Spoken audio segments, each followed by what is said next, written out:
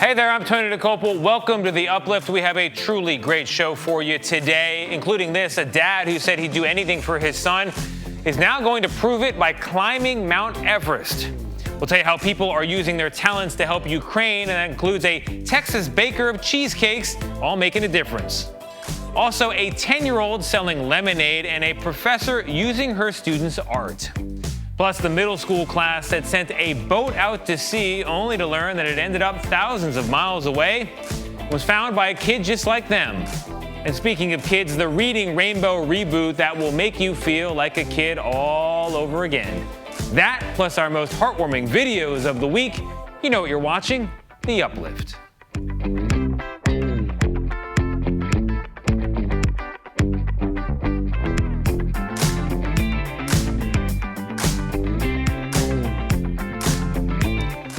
Hey there, I'm Tony DeCopel. This is The Uplift, your mother's little helper for at least the next 30 minutes. And we're going to begin with this. Many parents would say they will do anything for their kids. You hear it all the time. Well, one dad from Nebraska is taking anything to new heights, climbing Mount Everest for his son. Caitlin O'Kane has that story. Dylan Doden is a self-proclaimed non-athlete, and yet he's planning on climbing Mount Everest. His motivation is someone special. His 4-year-old son, Connor.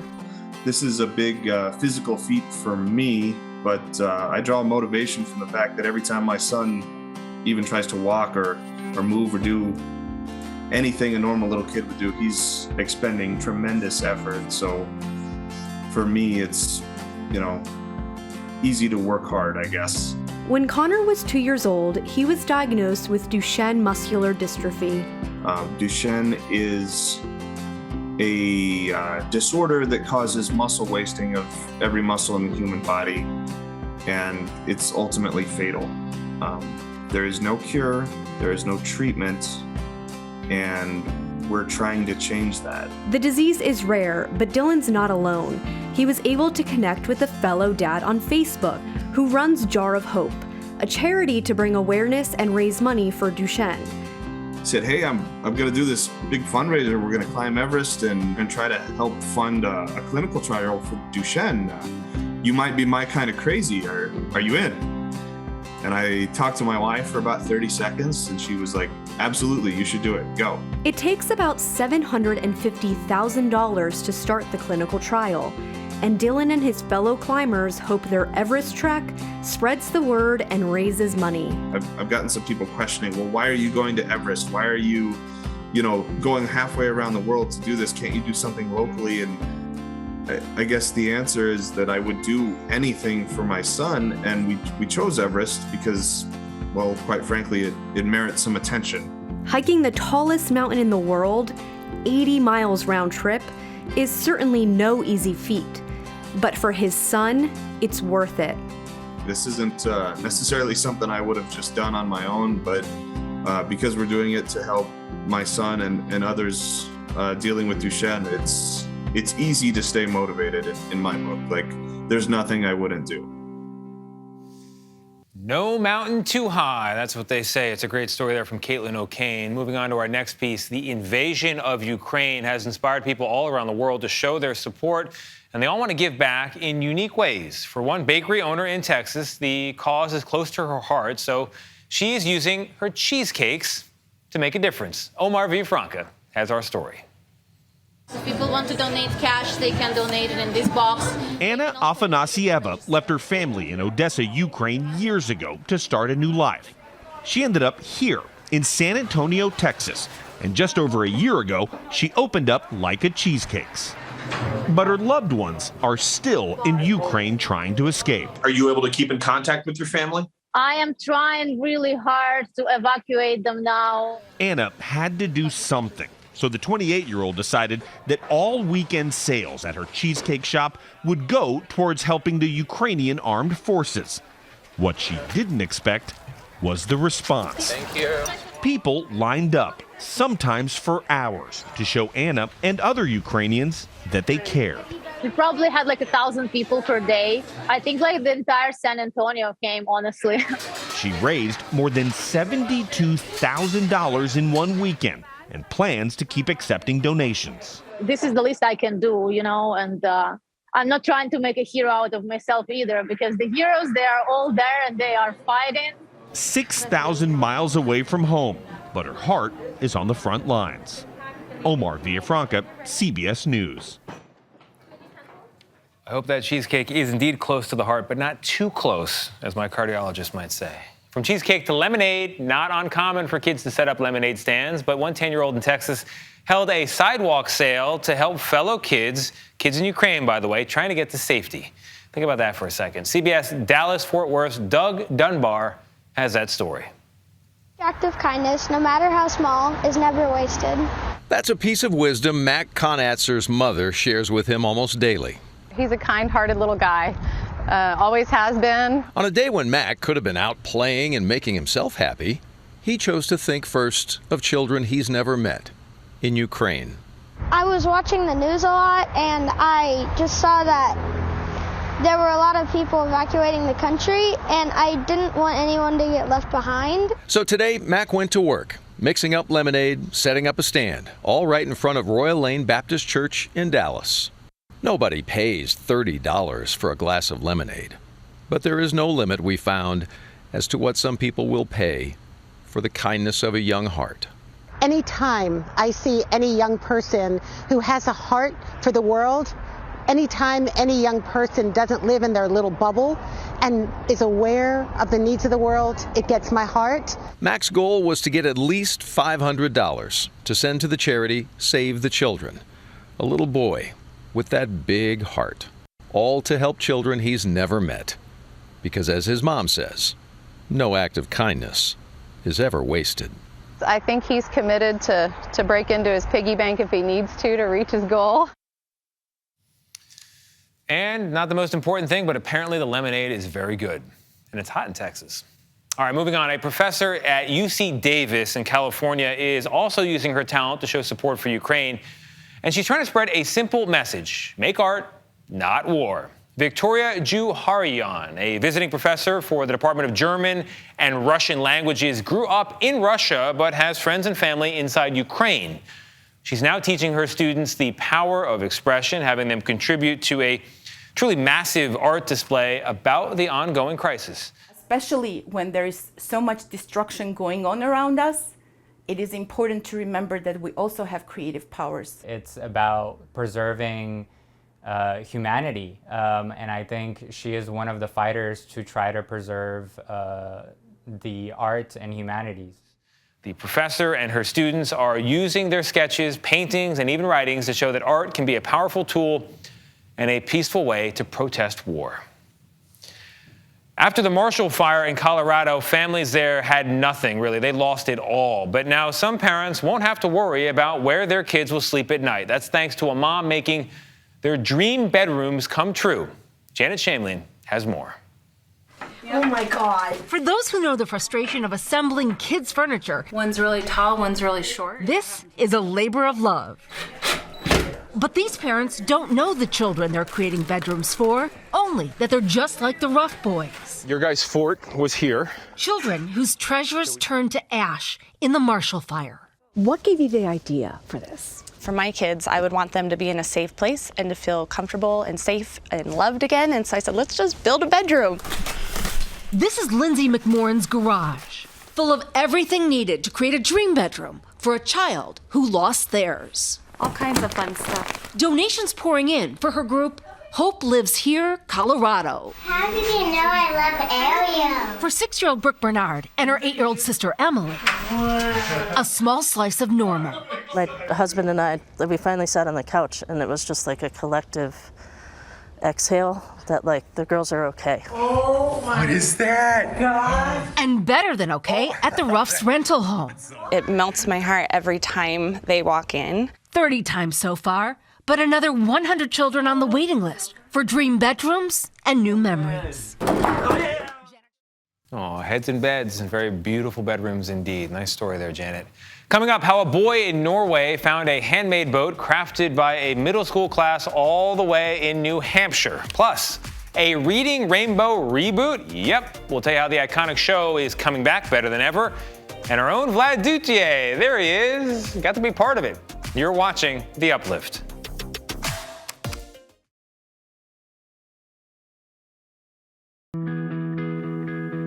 Hey there, welcome back to the Uplift and greetings from the other side of the studio. We're going to take you now to New Hampshire and Norway. The two are linked in this next story because middle schoolers in the United States launched a mini boat that ended up in the hands of a sixth grader all the way across the ocean in Norway, more than a year after it took off floating across the Atlantic.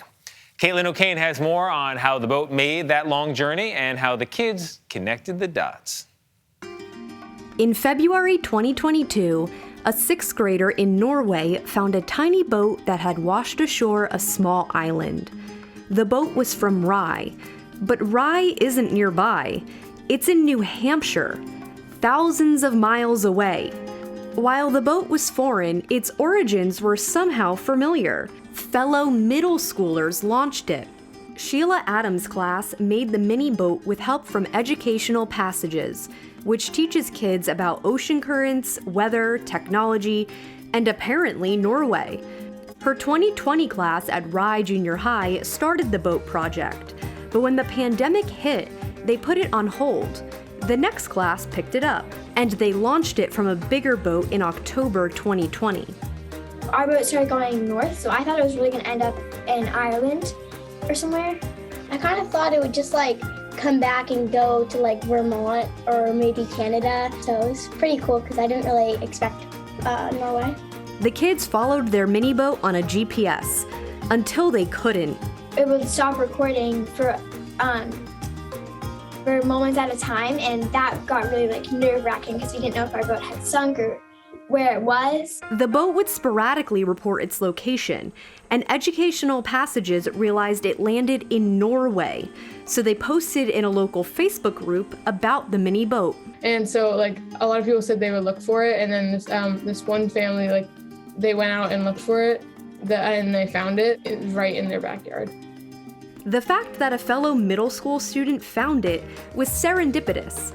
He brought it to his school, and the two groups of kids met virtually. That was really cool and fun to also talk to them, because we did get to Zoom his classroom and ask questions about what they do in their free time. They were meant to learn about currents and wind, and ended up learning a whole lot more. Well, we heard that they like to play a lot of sports like us, but most of them get to take a boat to school every day, which I thought was really exciting because I would love to do that every day. And one thing that we learned is that they don't know what grass feels like because the island they live on is all rock. They measure gas by the liter instead of the gallon like us. Yeah, they also play some of the similar video games that we do, like Fortnite and Call of Duty. During a pandemic, when the world could seem dark, these kids had some light in their lives. Yeah, I thought it added to our day because we had something to look forward to, and we got to see how this boat traveled, and every day we would check it, and it was really cool to just in our day that we got to just watch to see where it went and guess where it went. And it was also something to take off your mind about the whole pandemic going on and school. The little boat's cross-Atlantic trip was shocking. The world is, of course, huge. But when you're able to bond with people an ocean away, it can actually feel small. Oh, what's that expression? Hope floats? I think that proves it. And you're right, Caitlin, the world is in fact huge. We're going to take it now to a school in Harlem because it is a big place out there. That's New York City, where kids cannot wait to stand in line at the vending machine. That's a little weird to begin with, but they don't want snacks there. What they're looking for actually is something that lasts a lot longer. Meg Oliver has our story. Good morning. I need Abigail and Amelia. At Mosaic Prep Elementary in Harlem, New York. Ready? Yep. Beautiful. Let's go. Getting pulled out of class is a good thing. 5-year-old King Ortiz knows he has earned something special. What did you do so you could earn those coupons? So I learned it and be nice. Being nice here is rewarded. Excellent. Here are your $25. 25 coupons scores you a shiny token for the vending machine. No chips or candy, only books fall. What book would you like? Roblox? Why did you want a book vending machine? During the pandemic, I noticed that scholars were reading less and less online. Principal Lizette Caesar. I saw in Kansas and Texas that they had a book vending machine. I said, you know what? I'm going to get that for my school. And so I started writing letters and begging people to support. When the vending machine arrived, what happened? So the vending machine arrived and it couldn't get through the door. The determined principal dug into her own pocket to retrofit the machine. 95% of students here are low income. A third live in shelters. I just really believe in making sure all my scholars have books at home. How does it make you feel when you read a book? Excited. What do you want to say to your principal? Thank you. Coming up, there is nothing like a little bit of nostalgia, and our own Vlad Duthier got to be part of a nostalgic reboot of a very nostalgic show. Plus, our heartwarming videos of the week.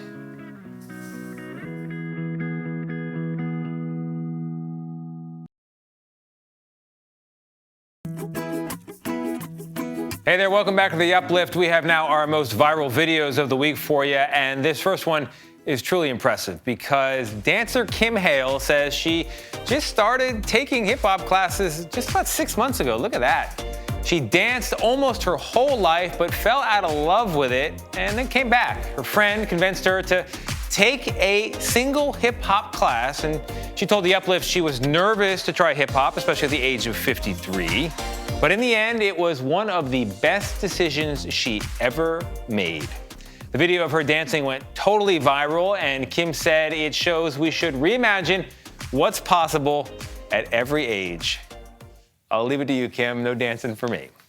The next one is about a 3-year-old Archie who traveled from Denver to Wisconsin with his family for Christmas, and somewhere there along the way, he lost his beloved toy dog.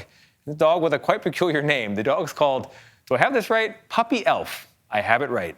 Archie had just gotten the beloved dog, and his family thought the dog was gone for good. There's Puppy Elf. That is until a Milwaukee airport posted a photo that his dad thought looked familiar. And he goes, is this his? Like, they're saying it's from Denver. I'm like, oh my gosh. And I looked through my phone and all the boys got TSA stickers because they were so good going through security. I'm like, I think that is his. Puppy Elf made a solo journey then to the Denver airport where Archie was reunited with him after too many months apart. 2 penguins from Chicago's Shed Aquarium became truly rising stars during the pandemic when the zoo was closed, and Edward and Annie, those are their names, they roamed the exhibits freely, and videos of their daily saunters around the zoo went viral, so viral, in fact, that the penguins have their own children's book now. They're signing the books. That's what you're seeing in those pictures there. The book's called Edward and Annie, A Penguin Adventure. It launched this week. Some stuffed animals as well. And the stars of the story, they walked into paint and then walked over the books. That's how you sign a book if you're a penguin, in case you were wondering. They also surprised a classroom of kindergartners with the new book and a virtual visit. You can catch more of our heartwarming videos of the week all week long on Facebook, the Uplift page that is facebook.com/upliftnews. Coming up, many old shows are getting rebooted these days, but this one might be the most colorful of all. And our Vlad Duthier shows us how the iconic Reading Rainbow is getting a makeover for a new generation.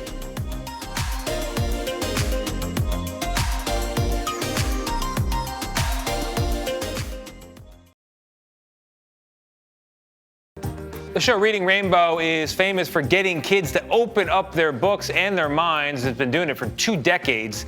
But after a hiatus, the colorful show got a reboot. It's happening right now, and it won't be exactly the same show you remember.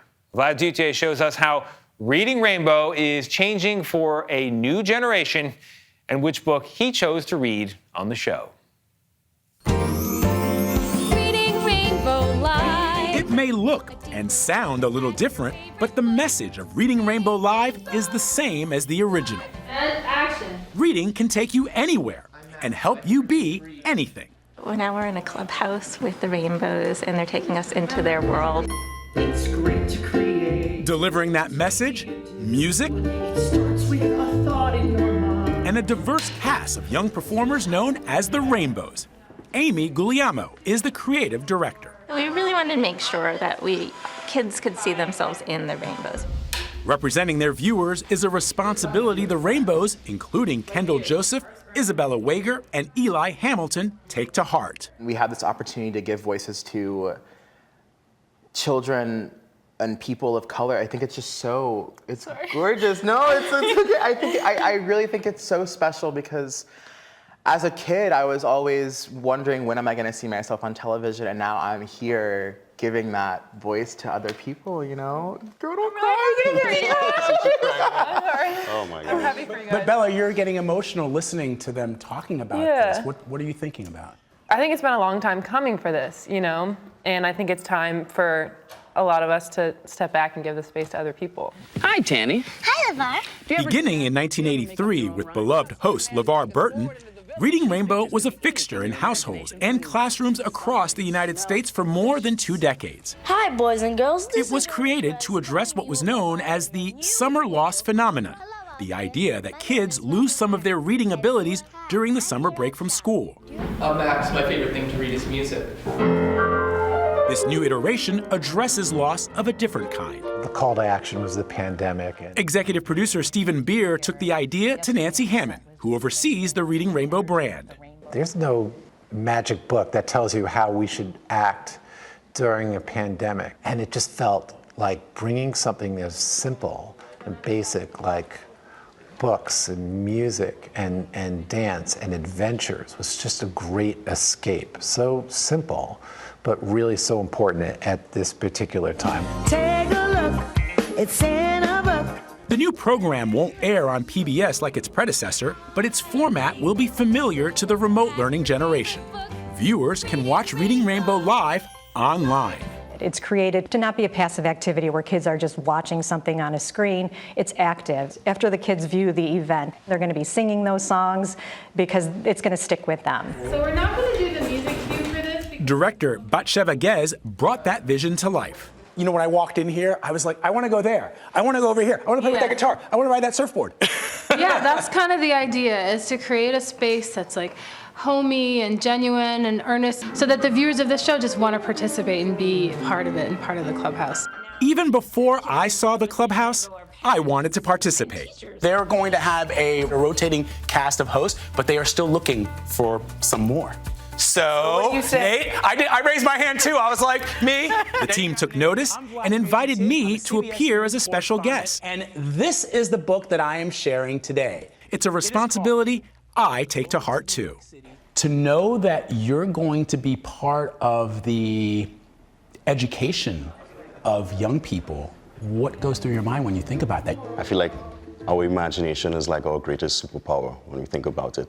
And books are like food for your imagination. Reading books when I was younger, it really helped me to like dream and believe that I could be anything that I wanted to be, you know. One of my goals with this show is to give that message to the younger generation, you know. Great piece, Vlad. That's our show. I hope it brightened your day. And if it didn't, I got a special one-time offer for you. You can watch it again right now for free. Thank you.